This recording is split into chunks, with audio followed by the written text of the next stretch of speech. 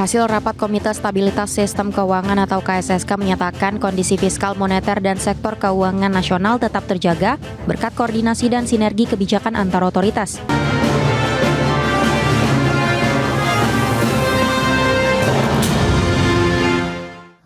Ya, di tengah gejolak geopolitik dan geoekonomi global, pemerintah menegaskan fondasi ekonomi Indonesia tetap kuat. Hasil rapat Komite Stabilitas Sistem Keuangan atau KSSK menunjukkan kondisi fiskal, moneter, dan sektor keuangan nasional tetap terjaga berkat koordinasi dan sinergi kebijakan antar otoritas.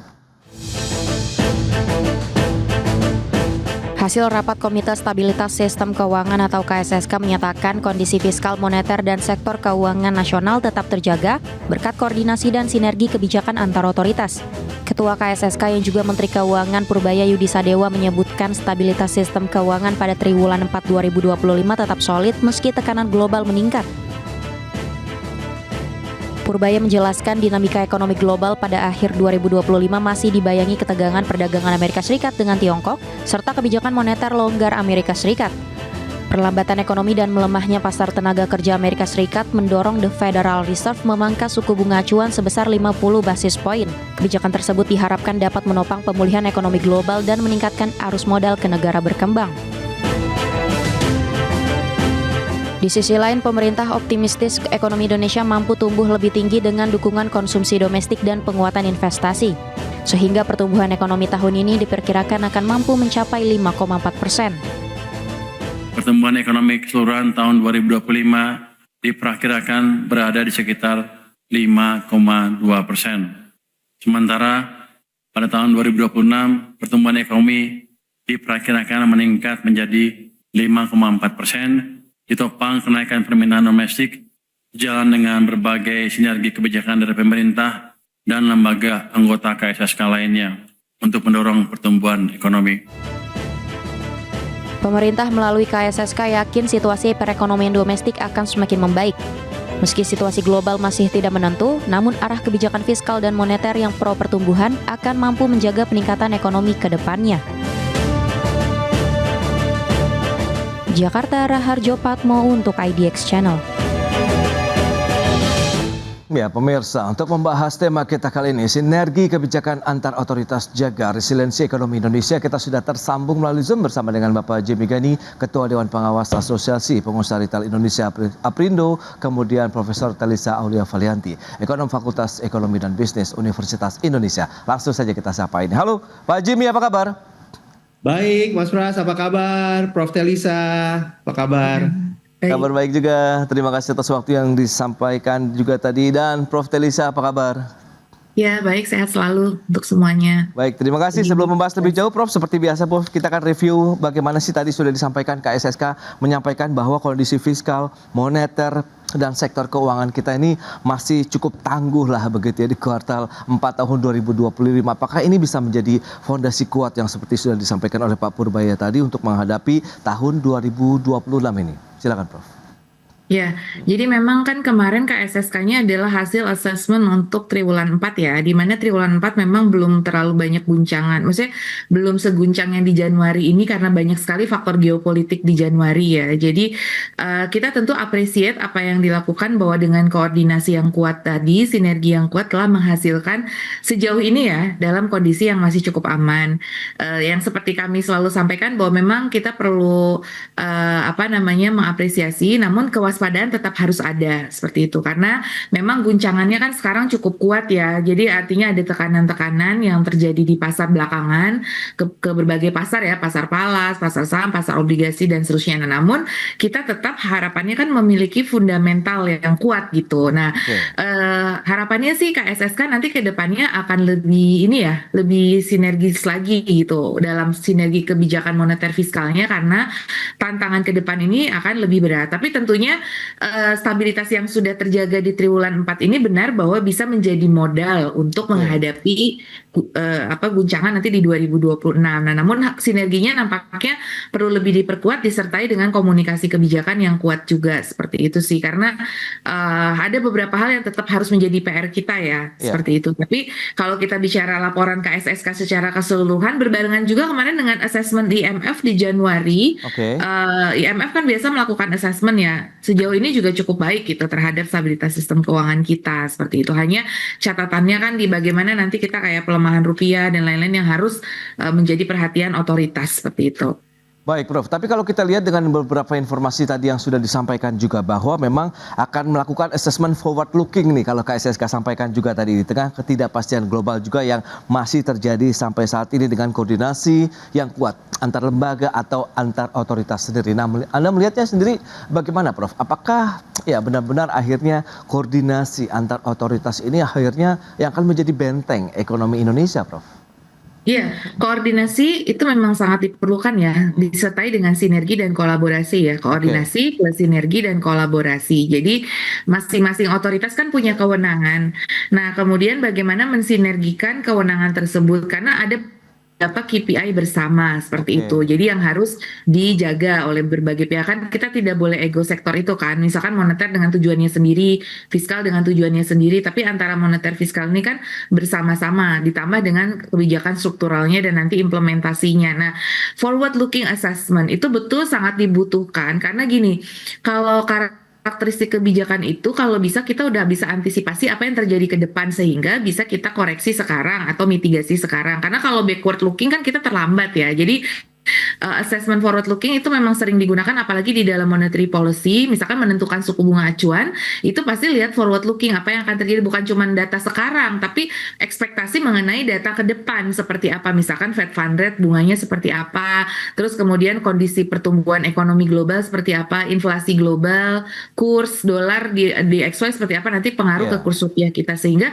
kita harus melakukan langkah apa, misalkan di dalam keputusan suku bunga, di dalam keputusan mengenai defisit fiskal yang harus kita atur. Oh, bunga akan gimana nih di dunia? Nah, kita atur nih defisit fiskalnya seperti apa, pembiayaannya seperti apa, berapa pembiayaan dari obligasi. Nah, itu yang harus dibicarakan gitu atau disinergikan tadi ya. Itu yang disebut sebagai assessment forward looking. Memang harus forward looking ahead of the curve gitu. Jadi preemptif. Jadi kita sudah antisipasi. Jadi bukan hanya dilihat kondisi sekarang tapi ke depan ada apa sehingga mitigasinya bisa dilakukan sekarang seperti itu. Baik, nah itu dia. Lantas dengan optimisme yang tadi sudah disampaikan oleh KSSK dari pelaku usaha retail sendiri, apakah memang ini sudah tercermin dalam peningkatan penjualan retail begitu yang dirasakan oleh pelaku usaha sendiri yang memang kita kaitkan nanti jujur juga dengan adanya daya beli masyarakat yang masih menjadi tantangan tersendiri nih Pak Jimmy. Iya Mas Pras, terima kasih. Jadi memang optimisme pertumbuhan ekonomi mulai terlihat di sektor retail. Jadi kita lihat kan orang mulai belanja. Namun terus terang belum sepenuhnya tercermin dalam peningkatan penjualan di toko yang existing. Jadi Bank Indonesia kan mencatat penjualan retail masih tumbuh positif. Terutama pada kelompok barang kebutuhan pokok yang menunjukkan konsumsi masyarakat tetap berjalan. Tapi lebih pada kebutuhan pokok gitu ya. Nah, perlu diketahui bahwa peningkatan omset dari tahun ke tahun tidak selalu mencerminkan kenaikan penjualan per toko. Karena sebagian berasal dari ekspansi usaha ya seperti pembukaan toko baru atau perluasan jaringan. Sementara itu, pertumbuhan penjualan secara organik di toko yang sama relatif lebih menantang seiring konsumen yang masih berhati-hati dalam berbelanja. Kita kan beberapa kali bicara tentang lebih bijaksana lah sekarang karena mereka harus memastikan bahwa ada uang cukup nih yang nanti kalau misalnya ada apa-apa gitu. Nah, sektor retail mana yang paling cepat merespons nih Pak terkait dengan perbaikan ekonomi dan mana yang masih tertahan juga Pak Jimmy?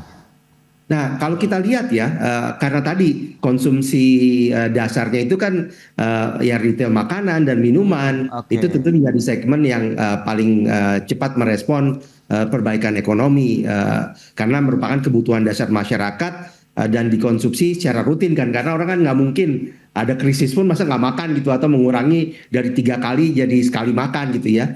Nah, sebaliknya retail yang sifatnya non-essential seperti fashion atau apalagi yang high-end gitu ya, dan barang tahan lama itu masih relatif tertahan karena konsumen cenderung menunda belanja untuk kebutuhan sekunder. Jadi ya kalau bisa ya pakai baju yang lama gitu kan, atau pakai barang-barang yang tahan lama itu lebih lama, sehingga untuk menggantinya itu yang biasanya mungkin 2 tahun, setahun, itu mereka akan tunda justru bisa sampai beberapa tahun, atau yang mungkin setahun yang mereka tunda jadi mungkin 2 tahun dan seterusnya gitu. Nanti kita akan lihat sejauh mana juga ya peran kebijakan fiskal moneter ini untuk bisa menopang pertumbuhan di tahun 2026. Kita bahas nanti di segmen berikutnya, Prof. Tilisa. Pak Jimmy, kita akan jeda dulu sebentar ya. Dan pemirsa, kami akan segera kembali usai pariwara berikut ini.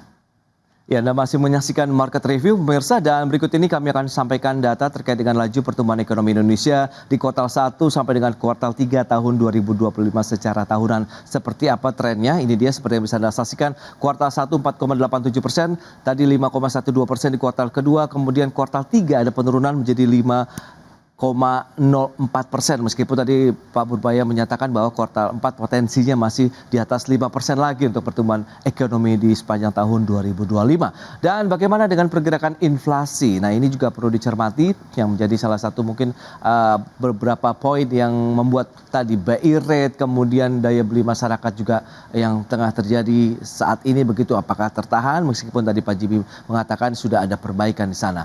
Nah, inflasi tahunan kita lihat di beberapa bulan dari Januari sampai dengan Desember ini pergerakannya memang ya cenderung naik begitu ya, kalau bisa dikatakan ya pemirsa. Di mana per Desember kemarin 2,92%, sementara di November 2,72%. Kalau kita lihat semundur lagi ke belakang 2,86% di bulan Oktober 2025, nyaris 3% secara tahunan. Dan lantas bagaimana dengan pergerakan suku bunga acuan Bank Sentral? Ini kita akan cermati bersama pergerakannya dari Juni 2025 di 5,5%, kemudian turun sampai dengan 4,75% pada tanggal 17 September 2025 dan bertahan terus sampai dengan 21 Januari 2026 di 4,75%. Itu dia beberapa data yang sudah kita sampaikan. Kita lanjutkan kembali perbincangan bersama dengan Bapak Jimmy Gani, kemudian juga dengan Prof. Tilisa Aulia Valianti. Ya, baik. Prof, dengan beberapa informasi tadi yang sudah disampaikan, nah ini dia. Apakah ini menjadi salah satu bukti keberhasilan bauran kebijakan fiskal moneter yang selama ini telah dilakukan oleh pemerintah baik di tahun 2025 lalu begitu, sehingga ini kemungkinan potensinya akan terus ditingkatkan di tahun 2026 ini, Prof? Ya, jadi harapannya antara ini kan data-data makro memang cukup baik ya. Kalau saya kaitkan tadi dengan apa yang disampaikan oleh Pak Jimmy, sudah ada tanda-tanda perbaikan, tapi memang belum pulih ke pasca pre-pandemi ya. Harapannya kan kita bisa growing more than sebelum pandemi gitu ya. Nah, tapi itu belum tercapai secara keseluruhan dan tergantung segmennya ya, kan ada segmen kelas atas, menengah, dan bawah gitu kan. Nah, itu pemulihannya berbeda-beda begitu. Jadi kalau kita bicara in total secara agregat memang itu terlihat sangat baik, namun kalau kita pecah-pecah lagi berdasarkan kelompok, misalkan seperti itu ya, ada beberapa yang mengalami penurunan atau stagnasi ya, sehingga bisa didorong lebih ini lagi. Jadi kita bisa lihat per kelompoknya dan ke level mikronya seperti itu. Itu yang perlu jadi perhatian sih. Jadi bagaimana makronya itu lebih inklusif menyasar kepada kelompok-kelompok ini gitu. Karena masyarakat banyak kan adanya di kelompok menengah bawah. Nah, itu yang harus juga diperhatikan seperti itu. Memang pemerintah sudah punya ya stimulus-stimulus untuk kelas menengah, terus bansos untuk kelas bawah gitu. Nah, namun penciptaan lapangan kerja itu juga menjadi penting. Tadi data-data yang ditunjukkan kan inflasi betul-betul terjaga gitu kan. Bahkan kita pernah mengalami deflasi, tapi deflasi yang terlalu tinggi juga itu tidak baik ya, menunjukkan juga ada perlambatan itu, tapi tetap terjaga di 2,5 plus minus 1 sebetulnya seperti itu. Terus kemudian yang kedua itu pertumbuhan ekonomi nanti di kuartal 4 katanya akan lebih tinggi daripada kuartal 3 seperti itu. Nah, ada data lain yang harus kita lihat juga dari sisi sektor realnya, yaitu penyerapan tenaga kerja ya, itu juga menjadi isu gitu. Nah, ada sejumlah karena penduduk kita juga semakin meningkat ya angkatan kerjanya, harus disediakan lapangan kerja, karena gini, lapangan kerja itu ujungnya menciptakan daya beli. Nah, sedangkan daya beli tadi kan nanti ngaruh ke penjualan retail, ngaruh ke perusahaan, demand dan seterusnya. Jadi kita bicara demand gitu ya. Jadi dari sisi demand ini bagaimana tetap mempertahankan demand dari masyarakat itu seperti itu. Nah, sebetulnya dengan BI rate yang 4,75 juga pertumbuhan kredit kita masih single digit misalkan kayak gitu. Nah, itu harus semakin didorong lagi seperti itu. Jadi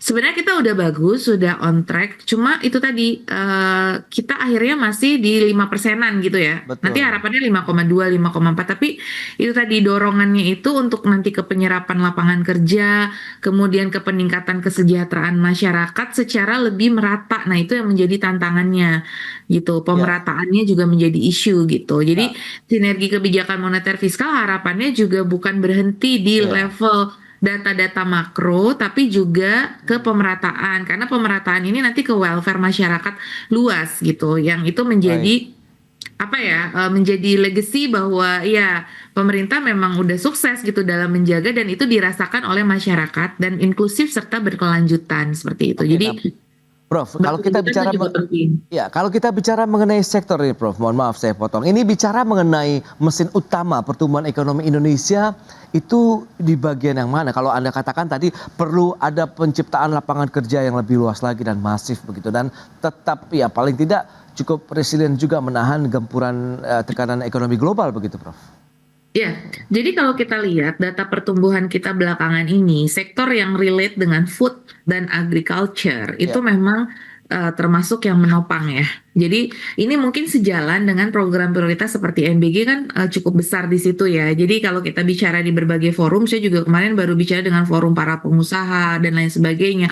Ya, food and agriculture, MBG, akomodasi Mamin itu adalah yang cukup tinggi dalam menopang ekonomi kita ya.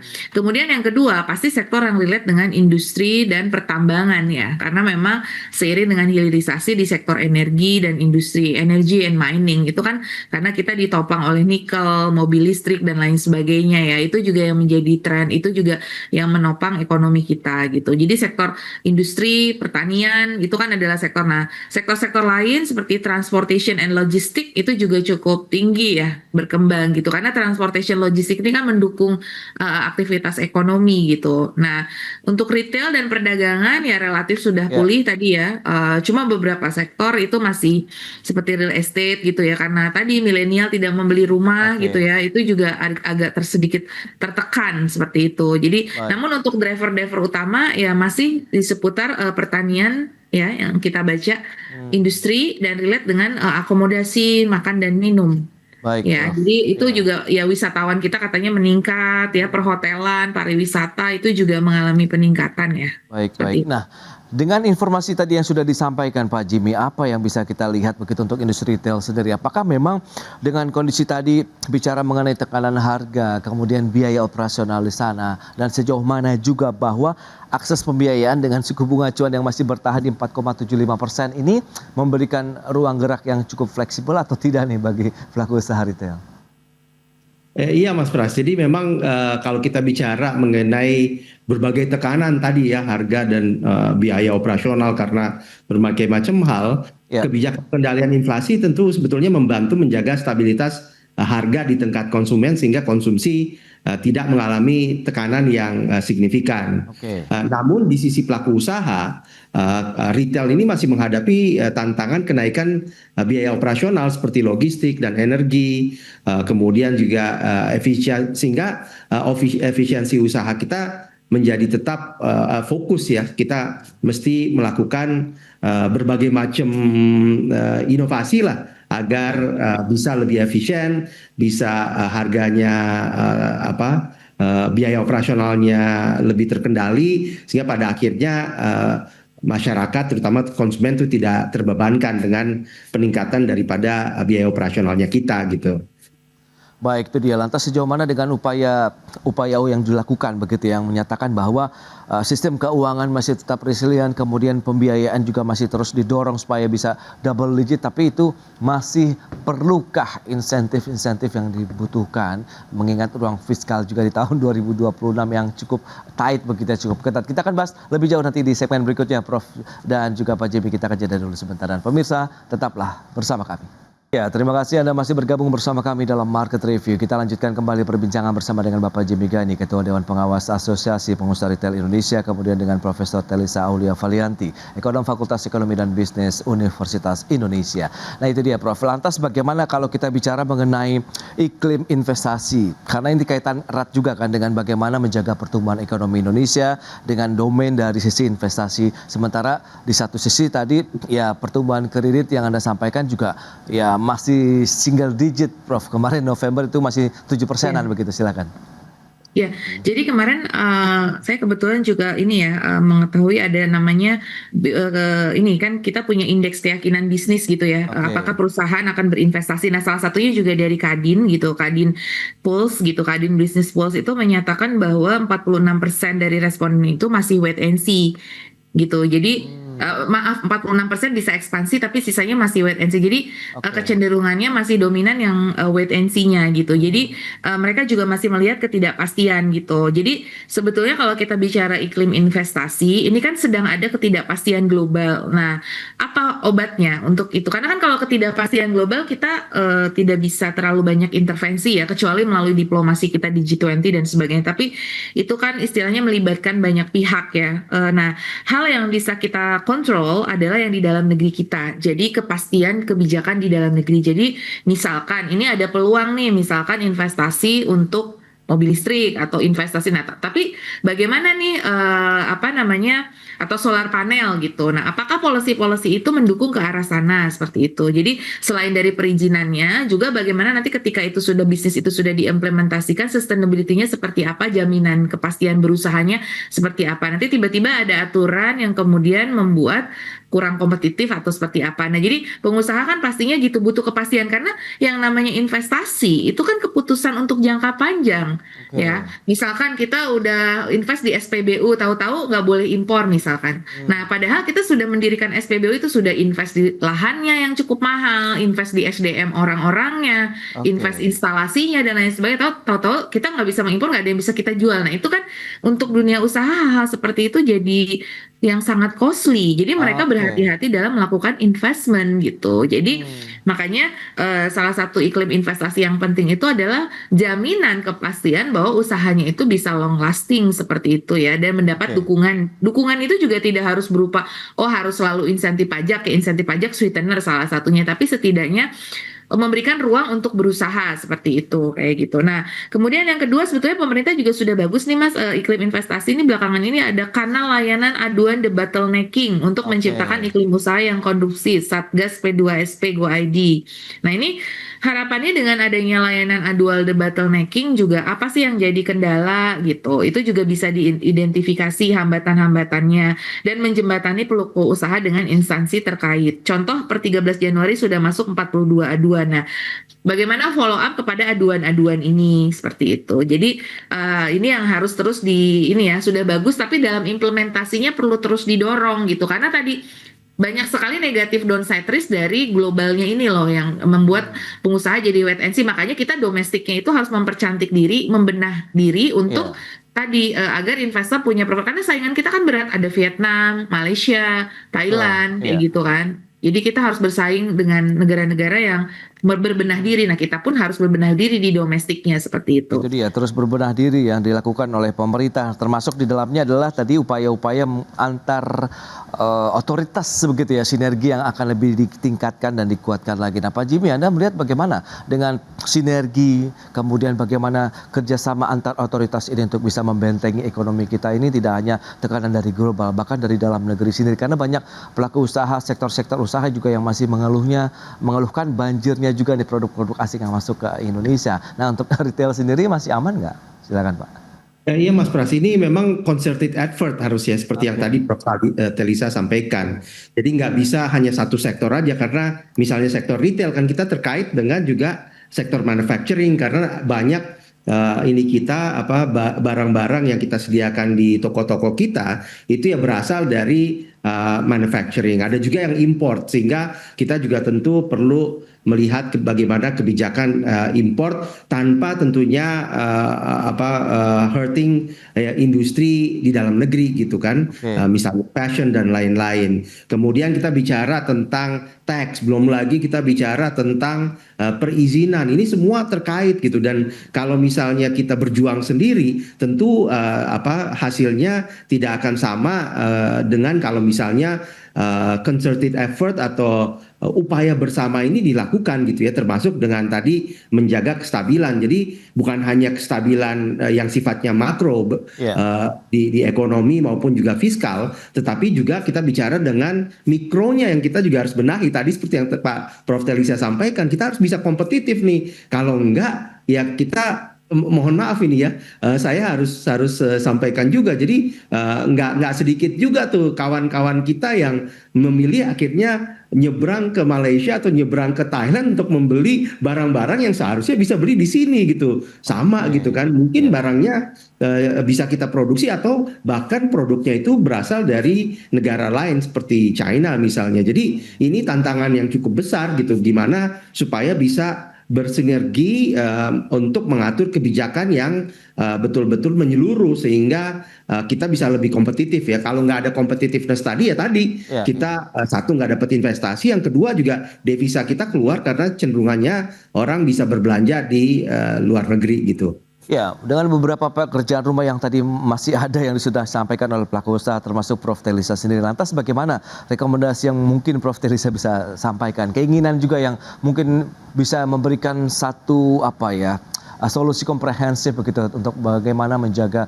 perekonomian Indonesia masih bisa tetap tumbuh positif begitu, Bu. Silakan. Iya. Kalau saya sebagai final key takeaways-nya ada dua ya, dari sisi makro dan mikro ya. Sekali lagi tadi menekankan juga apa yang tadi disampaikan oleh Pak Jimmy. Jadi makro tetap harus dijaga, terutama seperti stabilitas rupiah, obligasi, saham, semua harus kita jaga karena volatilitas pasar keuangan itu kadang cepat merambat gitu ya. Nah, stabilitas makro itu tetap harus diperkuat karena guncangan ke depan juga tidak mudah.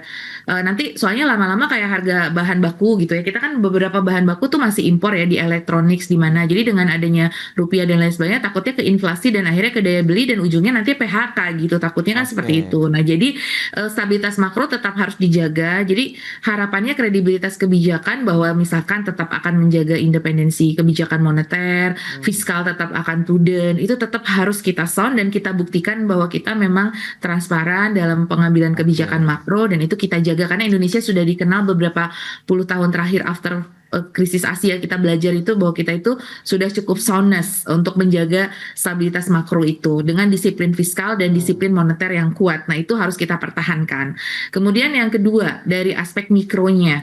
Nah, bagaimana keterkaitan antara makro dengan mikro. Jadi kita tidak puas berhenti di angka makro, kita harus betul-betul melihat di mikronya seperti apa. Jadi implementasi kebijakan-kebijakan itu seperti apa harus dipantau. Jadi bukan hanya meluncurkan kebijakan, tapi bagaimana mengevaluasi kebijakan ini sudah nyampe belum di sektor mikro, asosiasi udah diajak ngobrol belum, terus kemudian apa nih yang dibutuhkan, saling sinergi.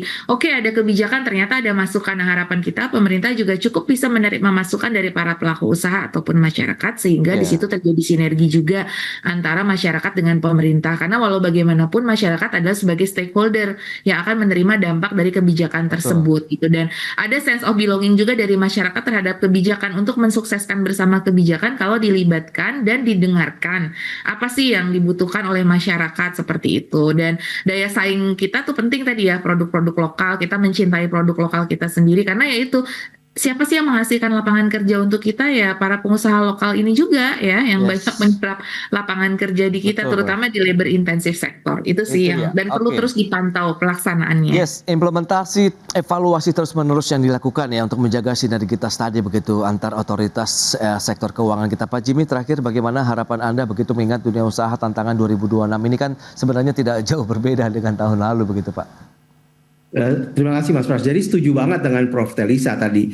Selain daripada kita menjaga resiliensi di tingkat makro gitu ya dengan sinergi antar otoritas tadi, tapi kita juga perlu untuk bicara lintas sektor gitu. Jadi bukan hanya para pengambil kebijakan publik, tetapi juga konsumennya, begitu juga dengan pengusahanya, sehingga nanti lahir kebijakan-kebijakan yang memang bukan one size fits all, tapi betul-betul fokus pada apa yang dibutuhkan di masyarakat. Kita kan selalu bicara tadi UMKM, kita bicara tentang juga pengusaha-pengusaha kecil yang sebetulnya banyak menopang ekonomi kita. Ini kan mereka sebenarnya sama retail ini sangat erat gitu ya. Banyak produk-produk mereka itu butuh saluran untuk bisa ada penjualan gitu.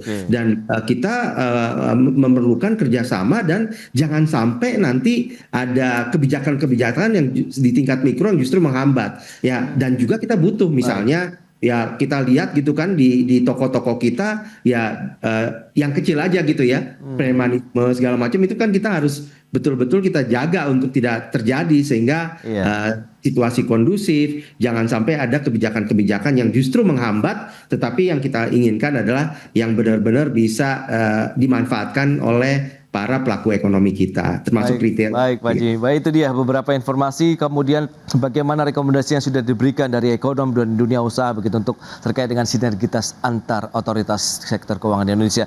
Prof. Telisa, kemudian Pak Jimmy, terima kasih banyak atas informasi, update, dan insight yang sudah diberikan kepada pemirsa pada hari ini. Selamat melanjutkan aktivitas Anda kembali. Salam sehat. Sampai berjumpa kembali, Prof. Terima kasih, Pak Jimmy. Ya, salam sehat. Terima kasih, salam sehat, Prof.